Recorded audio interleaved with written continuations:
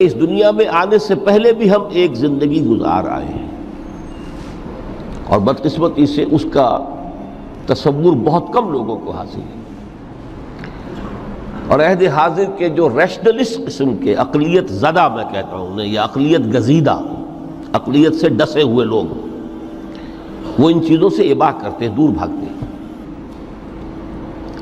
ہماری پہلی تخلیق ہوئی تھی عالم ارواح میں، الارواح جنود مجندہ، لشکروں کے لشکر تھے۔ آدم سے لے کر آخری انسان جو دنیا میں پیدا ہوگا قیامت تک، سب کی ارواح عالم ارواح میں پیدا کر دی گئی۔ وہاں عہد لیا گیا، الست بربکم قالوا بلا، کیا میں تمہارا رب نہیں ہوں، مالک نہیں ہوں؟ ہم سب نے عہد کیا تھا، کیوں نہیں؟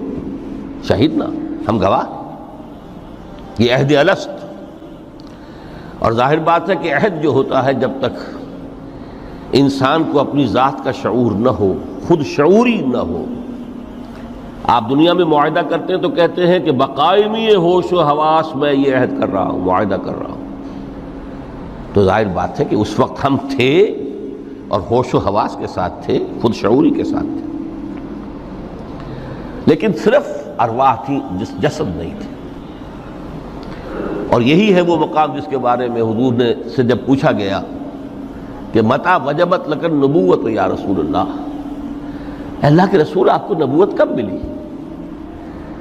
تو آپ نے فرمایا والآدم بین الماء والطین، ابھی آدم کا حیولہ جو ہے ابھی گارا گوندھ ہی رہا تھا، پانی اور گارے کے درمیان ہی تھے آدم، کہ میں اس وقت بھی نبی تھا۔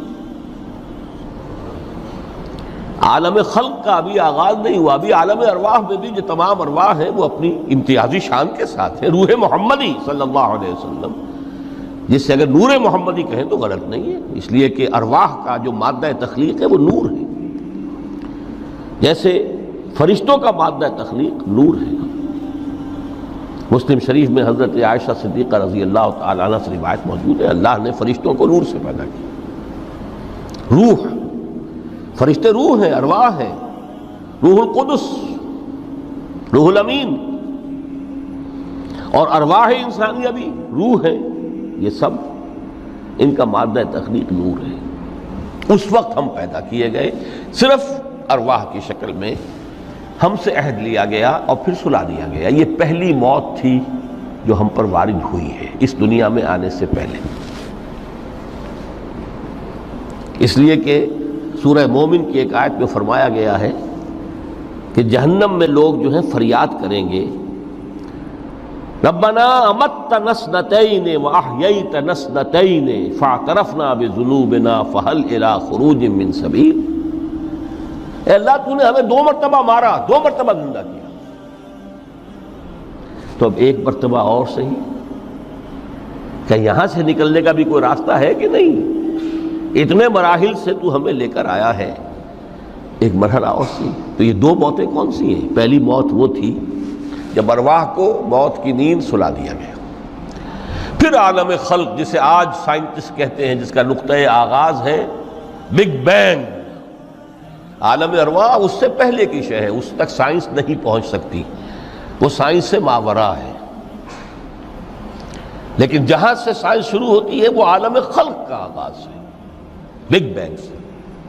وہ پھر مختلف مراحل، تنزل کے مراحل بھی آئے، ارتقاء کا مرحلہ بھی آیا، تفصیل میں جانے کا موقع نہیں ہے۔ بہت سے تنزلات کے مراحل اور بہت سے ارتقاء کے مراحل طے کر کے آدم تیار ہوا ہے۔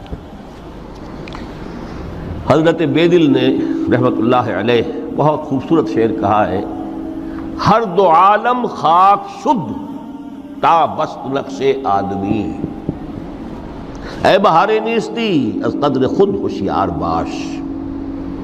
یہ پوری جو بھی کائنات کا جو سلسلہ شروع ہوا، بگ بینگ، اور بہت بڑے بڑے جو ناری کرے تھے جن کی کہ حرارت کا جب تذکرہ کرتے ہیں سائنسداں تو trillions and trillions of foreign height, یہ ان کی اس وقت اس کی جو حرارت کا عالم تھا۔ لیکن پھر وہ ٹھنڈے ہوئے، کچھ اس میں سے کوئی، پھر خاک کی تہ جو ہے زمین کے اس کرے پر آئی، ہر 2 عالم خاک شد۔ یہاں سے اب آدم کا حیولہ تیار ہوا تا بست نقش آدمی، اس کے بعد ارتقائی مراحل ہیں، اور پھر آدم کی وہ روح جو کولڈ سٹوریج میں تھی جب وہ لا کر پھونکی گئی ہے، جسد آدم جو ہے وہ مسجود نہیں تھا، مسجود تو تب بنا ہے جبکہ اس میں روح آدم وہ لا کر پھونک دی گئی۔ فَإِذَا سَوَّيْتُهُ وَنَفَخْتُ فِيهِ مِن رُوحِي فَقَعُوا لَهُ سَاجِدِينَ۔ یہاں سے حیات دنیاوی کا آغاز ہو گیا۔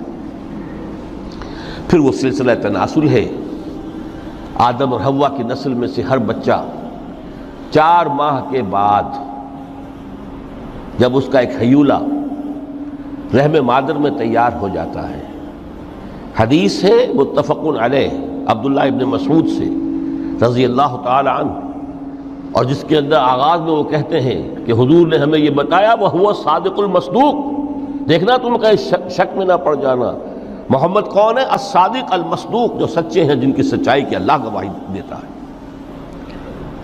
کہ رحم مادر میں 40 دن تم نطفے کی شکل میں ہوتے ہو، پھر 40 دن علقہ کی شکل میں ہوتے ہو، پھر 40 دن تو مضغہ کی شکل میں ہوتے ہو، پھر اللہ تعالیٰ فرشتے کو بھیجتا ہے جو اس میں روح پھونکتا ہے۔ وہی عمل جو آدم کے جسد حیولہ کے ساتھ ہوا تھا، ہر ابن آدم اور بنت آدم کے لیے وہی عمل ہے کہ جو رحم مادر میں 4 مہینے کے بعد دہرایا جاتا ہے۔ یہاں سے حیات دنیاوی شروع ہوئی، پھر موت، یہ دوسری موت ہے۔ اب پہلی موت تو وہ تھی، لیکن دوسری موت یہاں سیپریشن ہو جائے گی۔ جو زمین سے آیا تھا تخلیقی مادہ، وہ جسم میں گیا، جسم زمین میں گیا، گل سڑ کر ختم ہوا۔ جو وہاں سے روح آئی تھی وہ اس زمینی وجود کا جو لب لباب ہے، جان، نفس، اس کو لے کر اپنے ساتھ، اور وہ جائے گی عالم بالا کو۔ پھر یہ ایک وقفہ ہے، پھر بعث بعد الموت ہے۔ تو احیاء بھی 2 ہو گئے، ایک مرتبہ پہلی موت کے بعد زندہ کیا اس عالم میں، آنکھ کھلی اس عالم میں ہماری، یہ پہلا احیاء تھا۔ کیف تکفرون باللہ وکنتم امواتا فاحیاکم ثم یمیتکم ثم یحییکم ثم الیہ ترجعون۔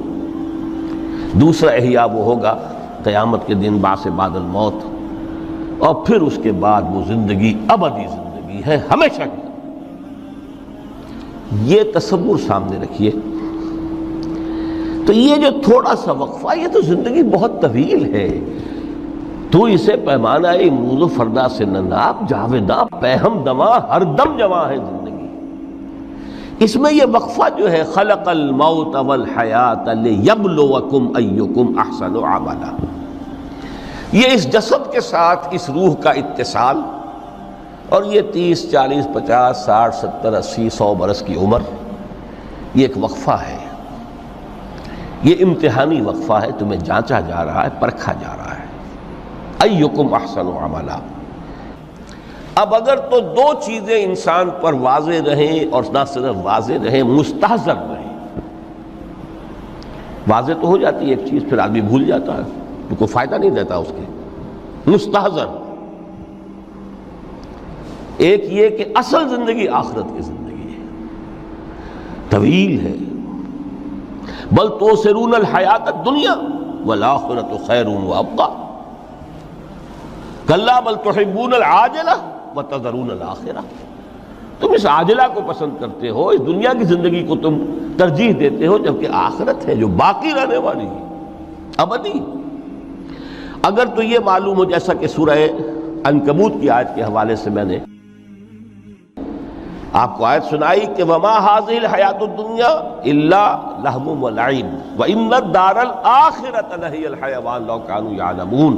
اصل زندگی جو ہے وہ آخرت کی زندگی ہے، کاش کہ انہیں معلوم ہوتا۔ ایک حقیقت تو یہ معلوم ہو اور مستحضر رہے کہ اصل زندگی آخرت کی زندگی ہے، اور دوسری حقیقت یہ کہ یہ دنیا کی زندگی ایک امتحانی وقفہ ہے۔ دین کی بات